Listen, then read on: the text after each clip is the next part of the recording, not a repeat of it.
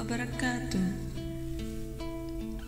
Mengapa Allah menciptakan makhluk selain manusia?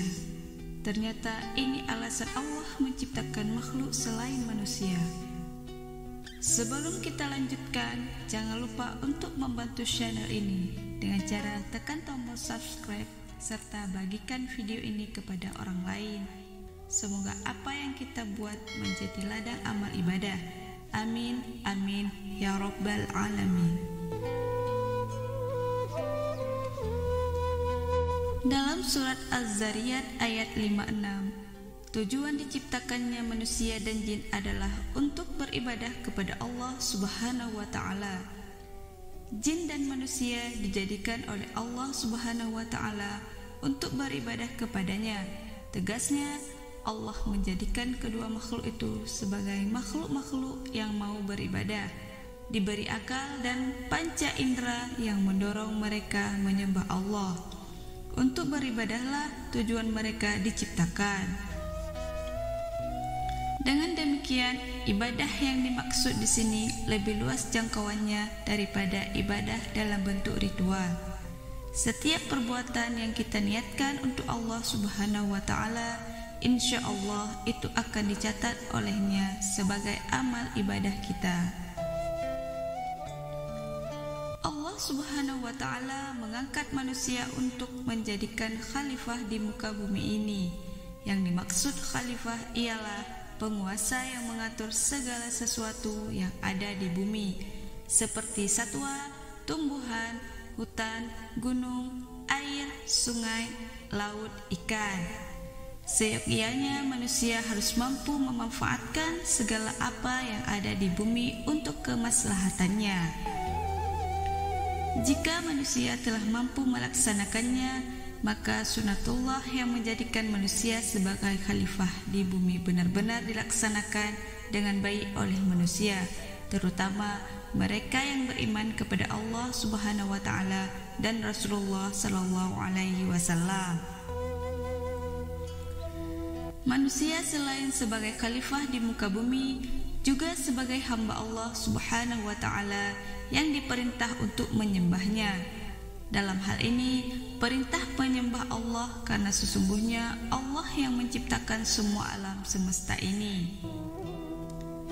Selain menciptakan manusia dan jin, Allah Subhanahu wa Ta'ala juga menciptakan makhluk lainnya seperti satwa, tumbuhan, daratan, lautan, langit, bintang, matahari, bulan, planet-planet, dan benda angkasa lainnya, dan lain sebagainya. Lalu, untuk apakah semua ini diciptakan? Seluruh ciptaan Allah Subhanahu wa Ta'ala di langit dan di bumi tidaklah sia-sia.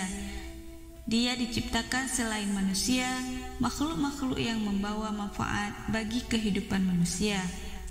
Setidaknya ada 3 alasan mengapa diciptakan makhluk-makhluk selain manusia. Pertama, sebagai bahan renungan bagi umat manusia akan keagungan dan kebesaran Allah Subhanahu wa Ta'ala. Manusia itu hanya seonggok daging yang hidup di hamparan alam jagat raya ini. Hal tersebut sesuai dengan firman Allah dalam surat Al-Imran ayat 190 sampai 191.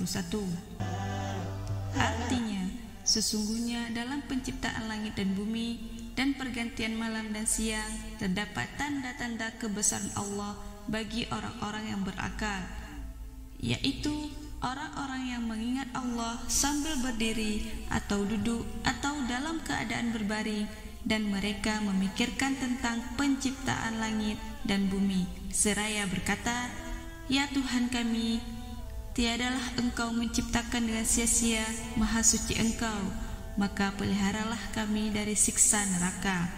Quran Surat Al-Imran 3 ayat 190 sampai dengan 191. Kedua, makhluk-makhluk tersebut juga tunduk dan bertasbih kepada Allah Subhanahu wa Ta'ala sebagaimana di dalam surat An-Nur ayat 41. Artinya, tidaklah kamu tahu bahwasanya Allah kepadanya bertasbih apa yang di langit dan di bumi, dan juga burung dengan mengembangkan sayapnya. Masing-masing telah mengetahui cara sembahyang dan tasbihnya, dan Allah Maha mengetahui apa yang mereka kerjakan. Quran Surat An-Nur 24 ayat 41. Matahari, bintang-bintang, bulan, dan seluruh makhluk yang ada di langit dan di bumi bertasbih dan patuh kepada Allah. Bertasbih bagi makhluk selain manusia bukanlah sebagaimana kita bertasbih dan berzikir dengan menyebut nama Allah, tetapi mereka memiliki cara-cara tertentu yang tak dapat kita ketahui. Hanya Allah Subhanahu wa Ta'ala yang Maha mengetahui bagaimana cara mereka bertasbih. Masing-masing dari makhluk tersebut telah mendapatkan bimbingan dari Allah tentang cara bertasbih. Ketiga, sebagai nikmat untuk manusia, sebagaimana firman Allah Subhanahu wa Ta'ala, artinya, tidakkah kamu perhatikan sesungguhnya Allah telah menundukkan untuk kepentinganmu apa yang di langit dan apa yang di bumi, dan menyempurnakan untukmu nikmatnya lahir dan batin. Dan itu antara manusia ada yang membantah tentang keesaan Allah tanpa ilmu pengetahuan atau petunjuk dan tanpa kitab yang memberi penerangan. Quran Surat Luqman 31 ayat 20. Allah Subhanahu wa Ta'ala menciptakan dan menundukkan segala sesuatu yang ada di langit dan di bumi. Lalu manusia diilhami pengetahuan untuk dapat memanfaatkannya sesuai kebutuhan mereka. Sungguh Allah tidak menciptakan semua itu sia-sia, sebagaimana firman Allah Subhanahu wa Ta'ala. Artinya, ya Tuhan kami, tiadalah Engkau menciptakan ini dengan sia-sia, Maha suci Engkau, maka peliharalah kami dari siksa neraka. Quran Surat An-Nahl 16 ayat 191. Demikian inspirasi Islam kali ini. Semoga bermanfaat dan bisa menjadi bahan renungan bagi kita semua.